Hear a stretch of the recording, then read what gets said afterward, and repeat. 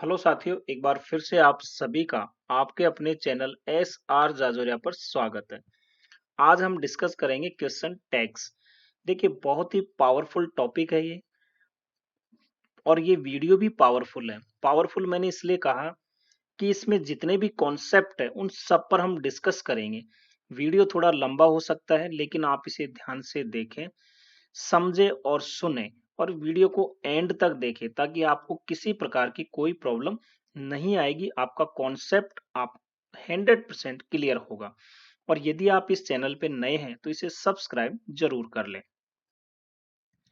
तो इसमें हम क्या क्या करेंगे? पहला है क्वेश्चन टैग्स क्या है, दूसरा है क्वेश्चन और क्वेश्चन टैग्स में क्या डिफरेंस है, तीसरा होगा पैटर्न ऑफ क्वेश्चन टैग्स या क्वेश्चन टैग्स का फॉर्मेट क्या है, चौथा है रूल्स ऑफ क्वेश्चन टैग्स यानी क्वेश्चन टैग बनाने के नियम क्या हैं, पांचवा है इसमें how to select the subject of question tags कि क्वेश्चन टैग के सब्जेक्ट का हम चयन कैसे करें।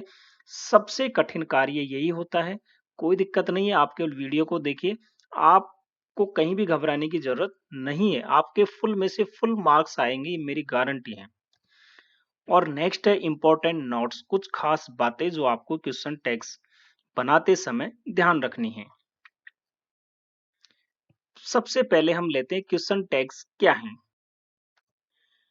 देखिए, क्वेश्चन टैग्स का यूज सामान्यतः बोलचाल की भाषा में होता है, यानी इसको स्पोकन इंग्लिश में ज्यादा यूज किया जाता है और इनफॉर्मल रूप से इसका यूज किया जाता है। और ये किसी सेंटेंस के अंत में यानी लास्ट में यूज किया जाता है। तो बोलचाल की भाषा में यूज करते हैं ताकि हमारी जो लैंग्वेज है उसमें और भी चार चांद लग जाए। इस प्रकार के इंग्लिश सेंटेंस का एक भाग असर्टिव होता है। जो हमारा पूरा सेंटेंस होगा क्वेश्चन टैग सहित, उसमें एक भाग तो असर्टिव होगा। असर्टिव का मतलब होता है या तो वो सेंटेंस हमारा अफर्मेटिव होगा यानी पॉजिटिव होगा, या फिर नेगेटिव होगा, या फिर इंपेरेटिव हो सकता है। तो इंग्लिश सेंटेंस का एक भाग असर्टिव या इंपेरेटिव, और इंपेरेटिव कौन सा होता है? जिसमें रिक्वेस्ट, ऑर्डर और कमांड से संबंधित होते हैं। और दूसरा भाग होगा इंट्रोगेटिव उस सेंटेंस में। तो ये जो दूसरा भाग इंट्रोगेटिव होगा ना, यही क्वेश्चन टैग्स कहलाता है। अब आप कहोगे पता नहीं सर क्या समझा रहे, तो आप एग्जाम्पल देखो, आपको क्लियर हो जाएगा। तुम पूजा को जानते हो न। देखिए, अगर हम सामान्य ये सेंटेंस होता तो यूं बोलते, तुम पूजा को जानते हो, तुम पूजा को जानते हो। लेकिन यहाँ न लग गया पीछे, तो ये न है ना, यही क्वेश्चन टैग को शो करता है। जैसे तुम पूजा को जानते हो ना, मतलब सामने वाला ये चाहता है कि हम उसका कंफर्मेशन करें कि हाँ मैं पूजा को जानता हूं, यानी वो आपकी सहमति चाहता है, आपसे हाँ करवाना चाहता है। तो ये नए जो लगा है, यही क्वेश्चन टैग्स बनाता है। जैसे यू नो पूजा, तुम पूजा को जानते हो, तो आप इंग्लिश बनाओगे यू नो पूजा। तो ये तो हमारा हो गया ये वाला असर्टिव सेंटेंस, ठीक है, जो कि कैसा है? अफर्मेटिव है यानी पॉजिटिव है। और ये जो दूसरा भाग है ना, जिसमें हमने हेल्पिंग वर्ब के साथ नॉट लगाया है और उसकी शॉर्ट फॉर्म लिख दिया डोंट, और फिर सब्जेक्ट लिखा यू, ये जो सेकंड भाग है, इंट्रोगेटिव पार्ट है, यही हमारा क्वेश्चन टैग कहलाता है। तो ये तो फर्स्ट पार्ट हो गया मेन सेंटेंस, और ये हो गया हमारा इंट्रोगेटिव सेंटेंस जो कि क्वेश्चन टैग कहलाता है। अब ये बात क्लियर हो गई होगी आपको कि क्वेश्चन टैग क्या होता है। दूसरा है क्वेश्चन और क्वेश्चन टैग में क्या डिफरेंस है। क्वेश्चन एक कंप्लीट सेंटेंस होता है और इसका यूज हम स्वतंत्र रूप से होता है, यानी एक कंप्लीट सेंटेंस होता है जिसका यूज स्वतंत्र रूप से होता है। जैसे आप क्वेश्चन करते हो किसी से, what are you doing, where are you going, तो ये एक कंप्लीट सेंटेंस है जिसका यूज हम एकदम फ्रीली यानी स्वतंत्र रूप से करते हैं। लेकिन क्वेश्चन टैग इसका यूज स्वतंत्र रूप से नहीं होता, ये सेंटेंस के अंत में यूज होता है। एक तरीके से छोटा सा भाग होता है, या जिसे हम कहें शॉर्ट एडिशन टू सेंटेंसेज, यानी सेंटेंस का एक छोटा सा पार्ट होता है जो मेन सेंटेंस के पीछे लगा होता है, ये होता है क्वेश्चन टैग्स। अब पैटर्न ऑफ क्वेश्चन टैग्स का पैटर्न क्या है, या हम कहें कि क्वेश्चन टैग का फॉर्मेट क्या है। यदि हमारा क्वेश्चन टैग पॉजिटिव है तो उसका पैटर्न होगा हेल्पिंग वर्ब, या हम कहें ऑक्सिलरी वर्ब, या इनको हम एनामलस फाइनाइट भी कहते हैं। तो ऑक्सिलरी वर्ब प्लस सब्जेक्ट, और फिर उसके बाद आपको लगाना है क्वेश्चन मार्क, यदि हमारा क्वेश्चन टैग पॉजिटिव है तो। जैसे अगर मान लीजिए हमारा मेन सेंटेंस उसमें हेल्पिंग वर्ब दी हुई है डू और सब्जेक्ट दिया हुआ है यू, तो आप लिखोगे डू यू। ये जब होगा जब हमारा क्वेश्चन टैग पॉजिटिव है। और यदि हमारा क्वेश्चन टैग नेगेटिव है तो आप कैसे बनाओगे, हेल्पिंग वर्ब या ऑक्सिलरी वर्ब जिसे हम कहें एनामलस फाइनाइट, इसके साथ आप नॉट की शॉर्ट फॉर्म यानी एन लगाओगे, फिर सब्जेक्ट लिख करके क्वेश्चन मार्क लगाओगे। जैसे डू नॉट है और यू है, डू के साथ नॉट लगा है, ऑक्सिलरी यानी हेल्पिंग वर्ब के साथ नॉट लगा है, और फिर सब्जेक्ट है यू। तो आप डू नॉट ना लिख के डोंट लिखोगे, इसकी डू नॉट की जो शॉर्ट फॉर्म है वो लिखोगे, फिर सब्जेक्ट लिखोगे, यदि नेगेटिव क्वेश्चन टैग है तो। बात समझ में आ गई। अब यहाँ पे देखिए मैंने पूरा लिख दिया है, जो ऑक्सिलरी वर्ब है इनकी नॉट जुड़ने के बाद जो शॉर्ट फॉर्म बनती है यानी कॉन्ट्रैक्टेड फॉर्म बनती है वो सारी यहाँ लिखी हुई है। ये पूरी 24 यानी 24 है, और आप इनको एक बार ध्यान से देख लें, समझ ले, तो आपको किसी प्रकार की दिक्कत नहीं आएगी। जहां दिक्कत आएगी मैं समझा देता हूं। जैसे एम आई प्लस नॉट का जो शॉर्ट फॉर्म है वो आरंट आई होता है, ये एक स्पेशल है, इसे ध्यान रखना, बहुत कंफ्यूजन होता है। और आर प्लस नॉट की शॉर्ट फॉर्म आरंट होती है। नेक्स्ट है सेल प्लस नॉट की शॉर्ट फॉर्म सांट होती है। देखिए ये इससे थोड़ा हटके अलग है इसलिए मैं बता रहा हूँ। विल प्लस नॉट की शॉर्ट फॉर्म वॉन्ट होती है।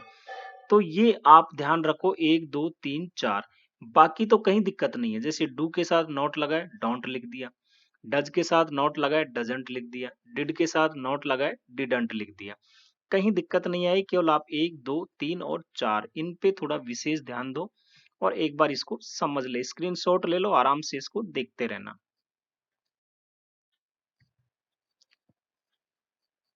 कुछ बातें हैं क्वेश्चन टैग में, मेन वर्ब या लेक्सिकल वर्ब का यूज नहीं किया जाता। मेन वर्ब जिसे हम लेक्सिकल वर्ब भी कहते हैं इसका यूज नहीं करते, जैसे कम, ईट, गो, प्ले, राइट। विशेष ध्यान रखना है कि क्वेश्चन टैग में हम कभी भी मेन वर्ब का यूज नहीं करेंगे। क्वेश्चन टैग का सब्जेक्ट हमेशा या तो प्रोनाउन होगा या फिर कोई इंट्रोडक्टरी देर होगा। तो क्वेश्चन टैग का सब्जेक्ट या तो प्रोनाउन होगा या फिर देर होगा। नाउन कभी भी नहीं होगा, ये आपको विशेष ध्यान रखना है, नाउन कभी भी क्वेश्चन टैग का सब्जेक्ट नहीं होगा। तो नाउन के स्थान पे क्या होगा वो भी मैं आगे बताऊंगा।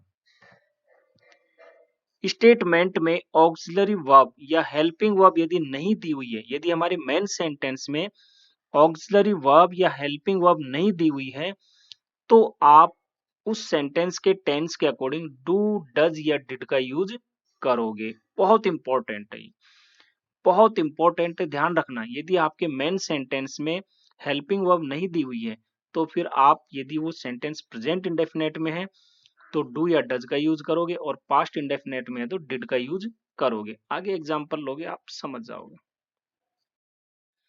फोर्थ हमारा है क्वेश्चन टैग बनाने के रूल्स क्या क्या हैं।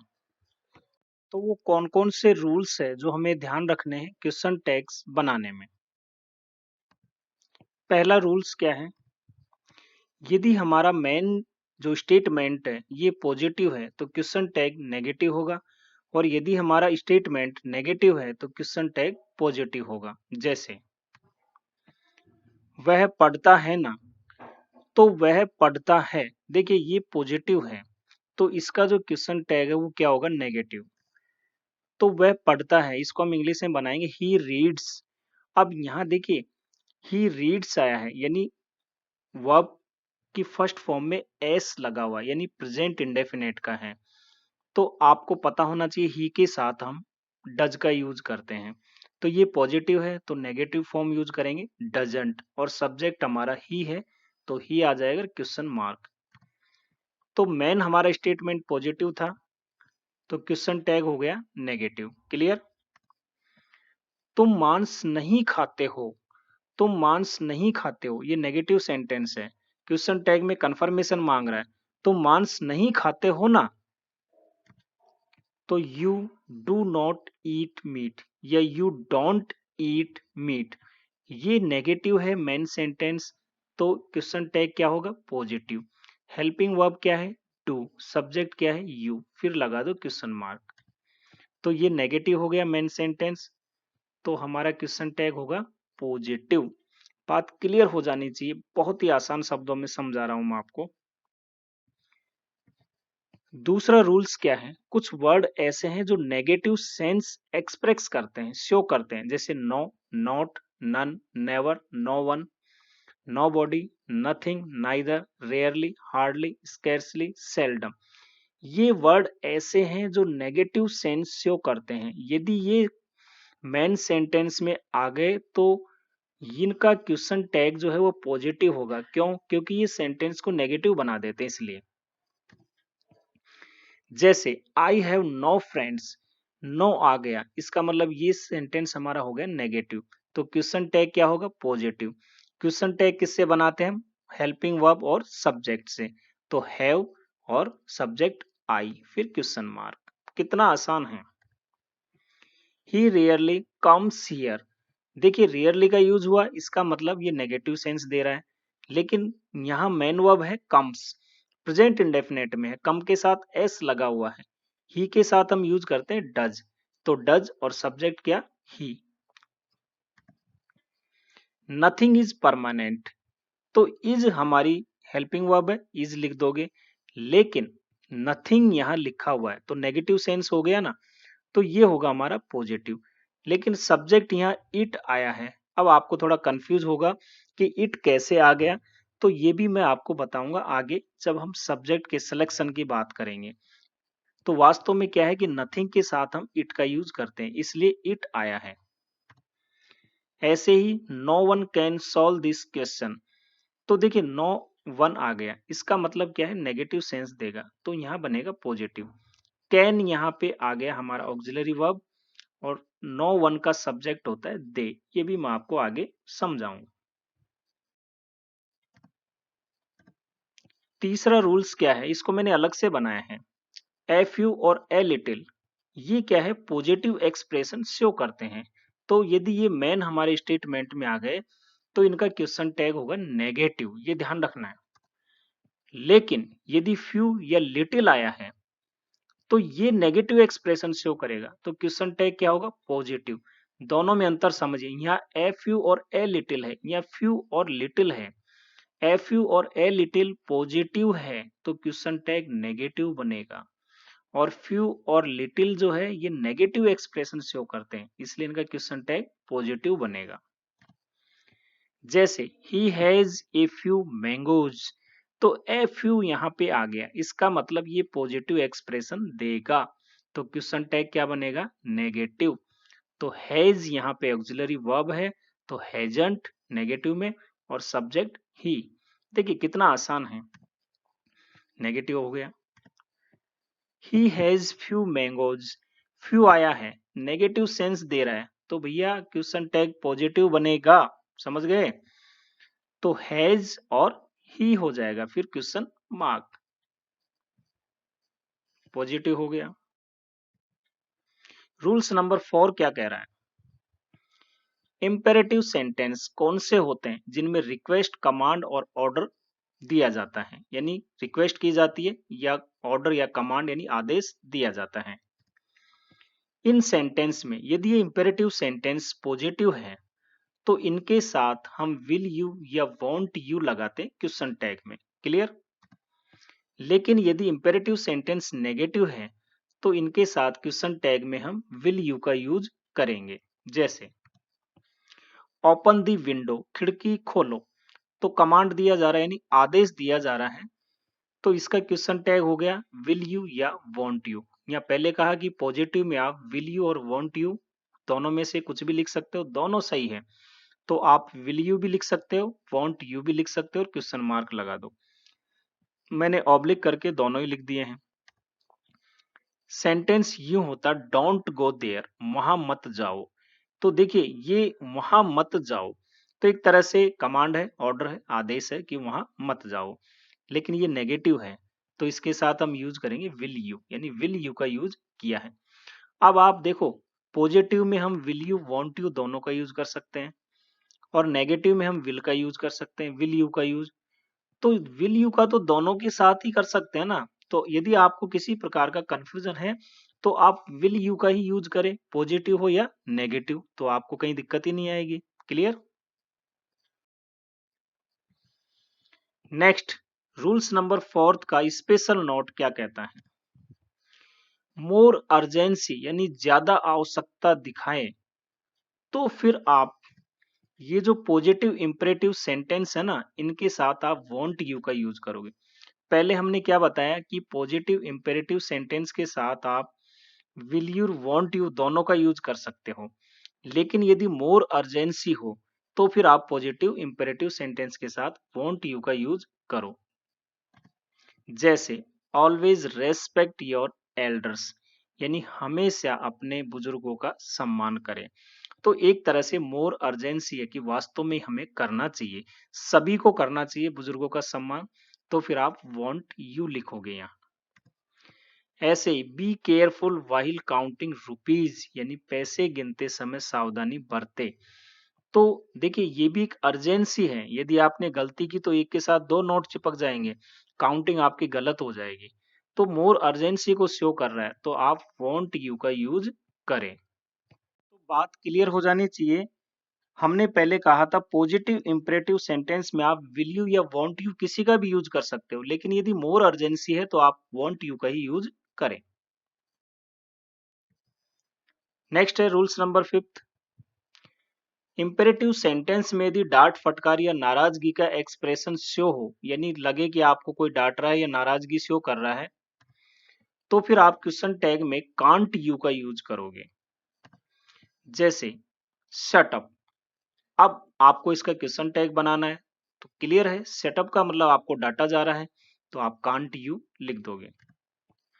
यूज योर ऑन सेंस, यानी अपनी समझ का इस्तेमाल करो। आपसे नाराजगी मतलब आपने किसी कार्य को किया और आपका बॉस आपको डांट डांट के कहे कि यूज योर ऑन सेंस, यार क्या कर दिया, कम से कम अपनी समझ अपने सेंस का इस्तेमाल तो करो।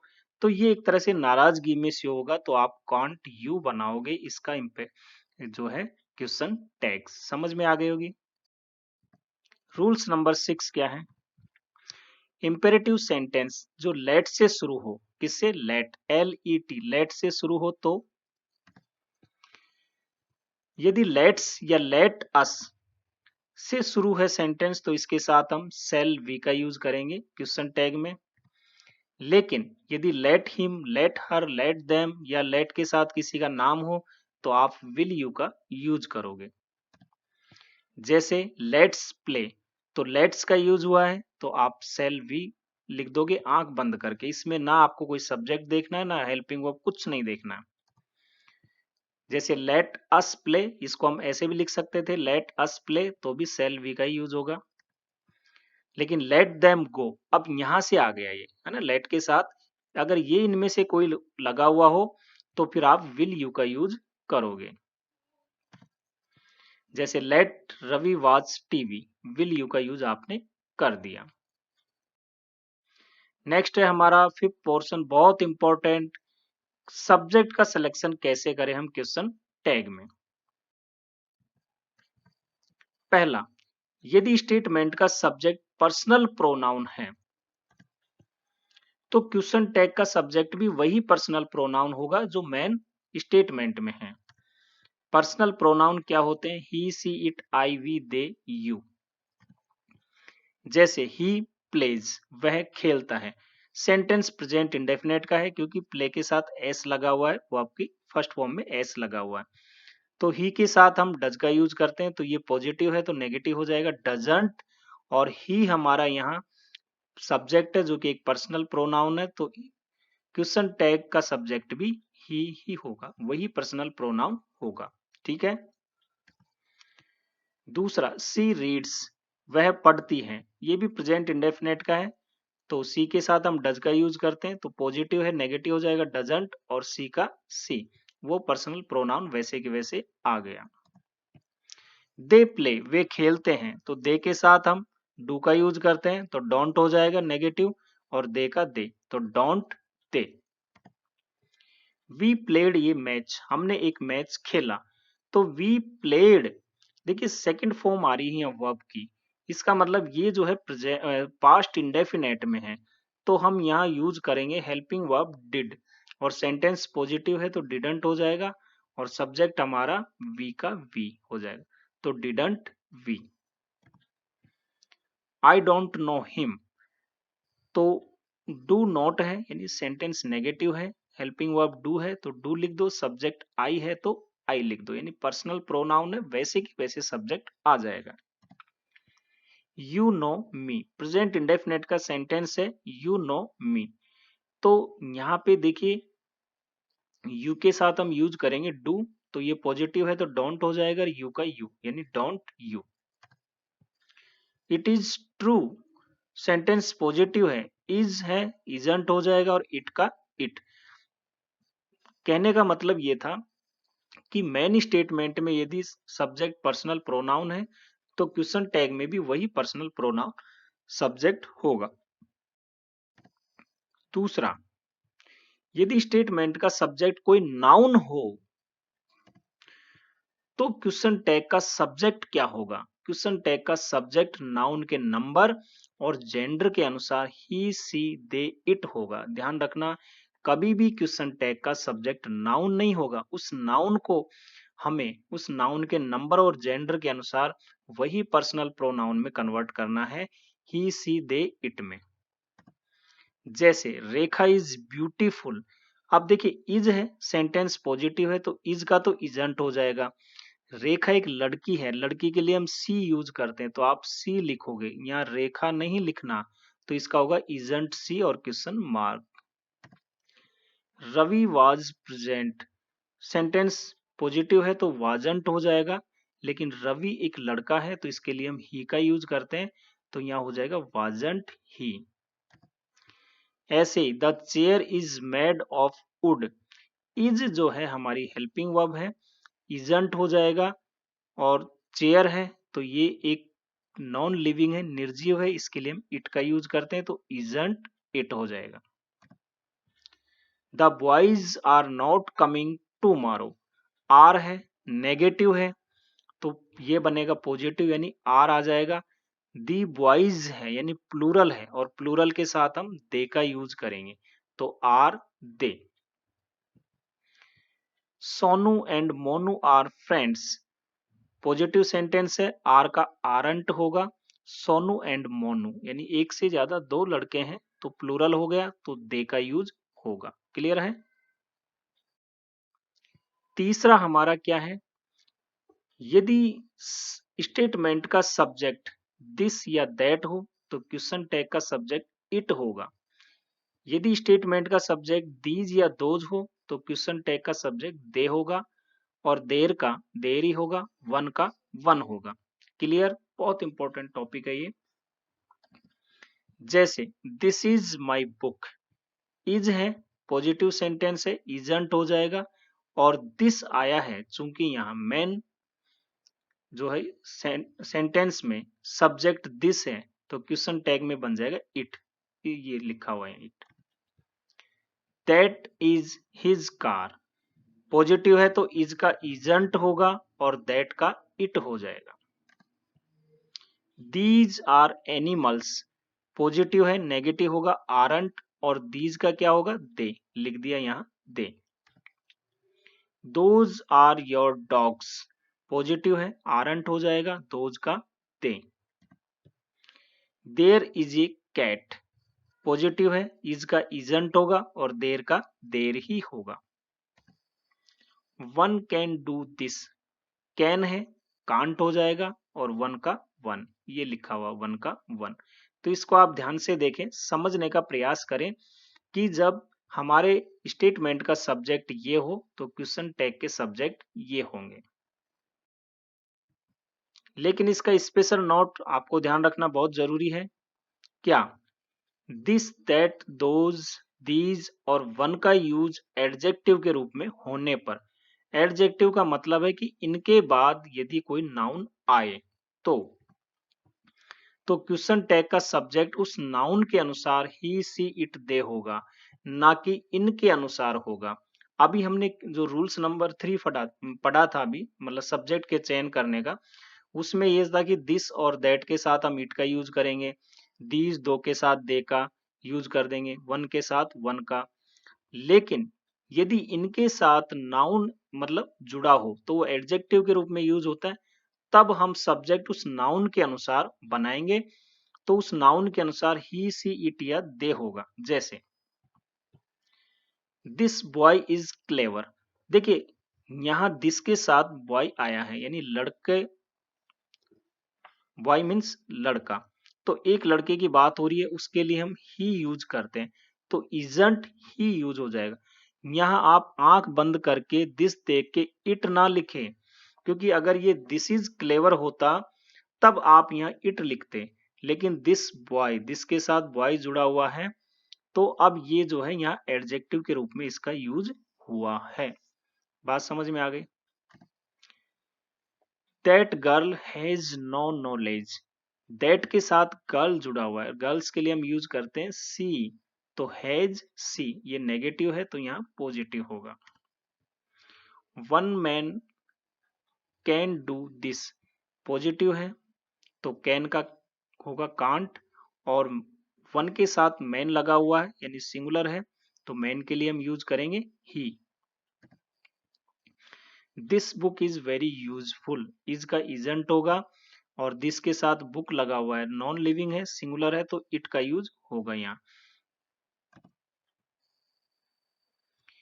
दोज बुक्स आर माइन, देखिए दोज है, दोज के साथ बुक्स लिखा हुआ है यानी प्लूरल है, तो प्लूरल के साथ दे का यूज होता है, तो aren't they. These women are beautiful, these है लेकिन दीज के साथ वुमेन लगा है, प्लूरल है, तो आरंट दे हो जाएगा। ये बात आप बिल्कुल नोट कर ले। तो तीसरा और थर्ड ए, इन दोनों को आप विशेष ध्यान रखें।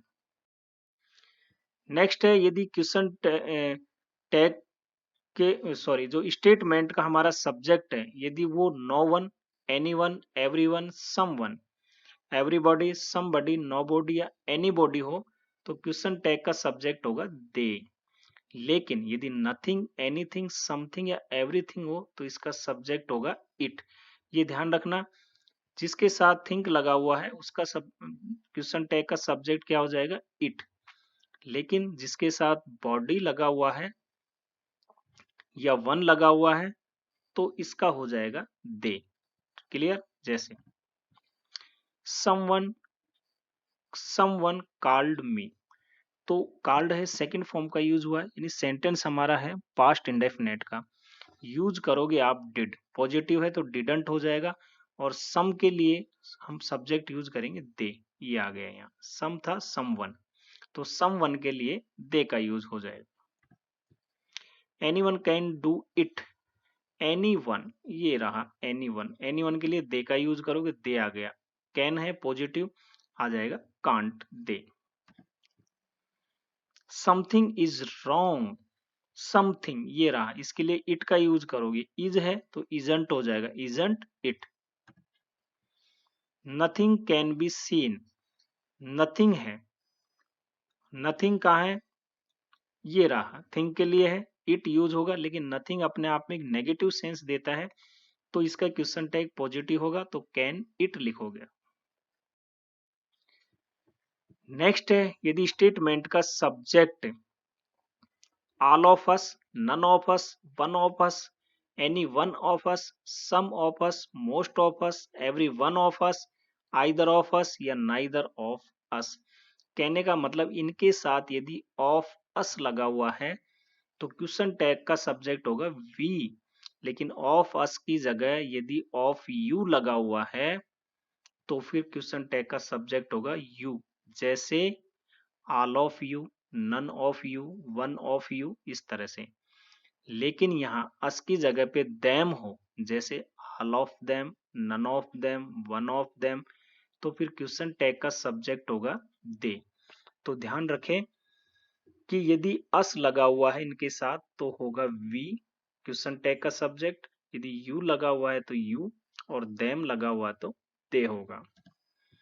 जैसे ऑल ऑफ अस, अब आगे आपको देखना ही नहीं है, ऑल ऑफ अस आ गया, इसका मतलब अस का मतलब वी होगा सब्जेक्ट और आर का हो जाएगा आरंट, क्योंकि ये पॉजिटिव इसलिए नेगेटिव होगा।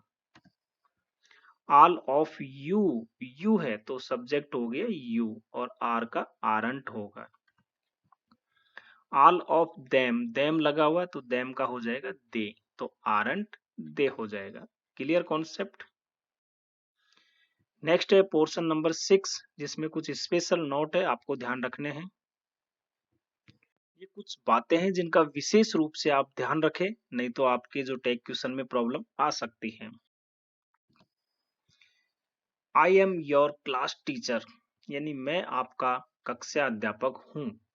अब यहाँ देखिए आई के साथ एम लगा हुआ है, पॉजिटिव सेंटेंस है, तो यहाँ पे हमेशा ध्यान रखें क्वेश्चन टैग नेगेटिव होगा, तो आई एम जहां पे होगा तो इसका होगा आरंट आई, ये आपको विशेष ध्यान रखना है। तो यहाँ क्वेश्चन टैग क्या हो गया, आरंट आई। कभी भी आप एमंट आई ना लिखें जब हमारा ये सेंटेंस पॉजिटिव हो तब,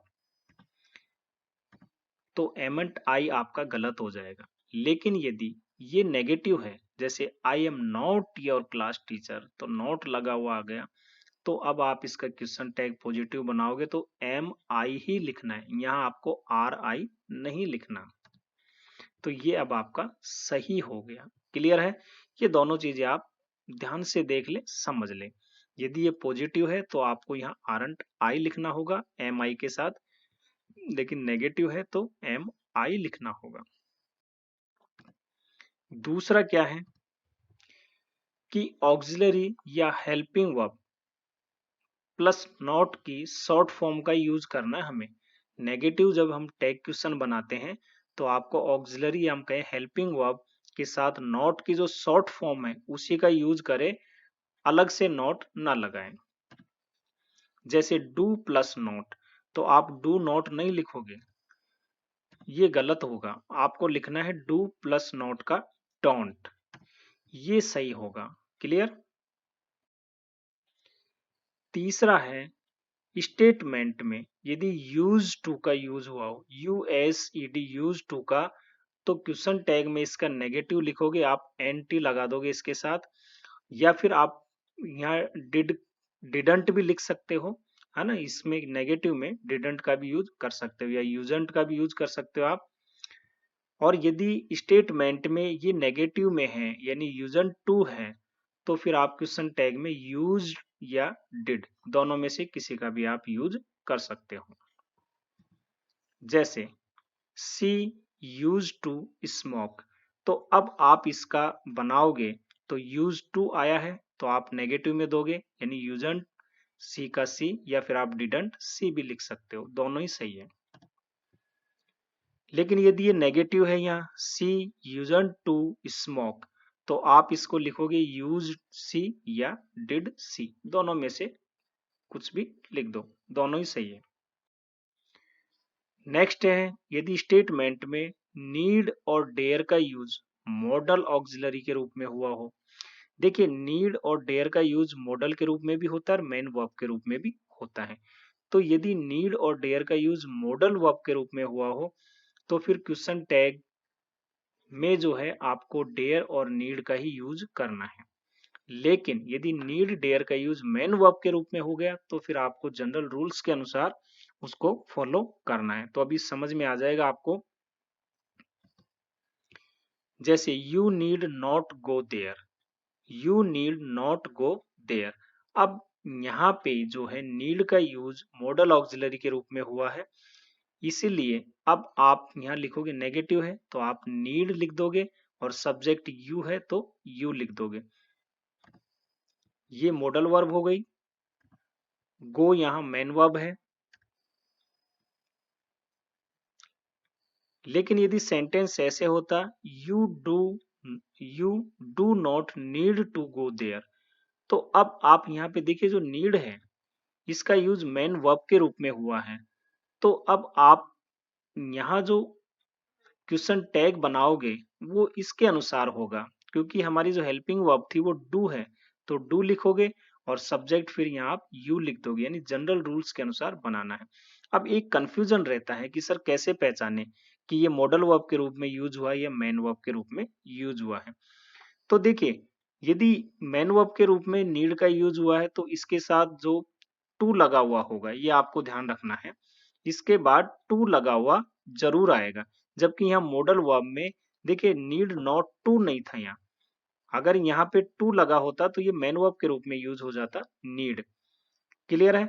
दूसरा ये है कि यदि मेन वर्ब के रूप में यूज हुआ है नीड का तो हेल्पिंग वर्ब लगी होगी, यानी यहाँ हेल्पिंग वर्ब लगी हुई है जबकि यहाँ नहीं थी। क्लियर है ना। तो ये बात आपको ध्यान रखना है।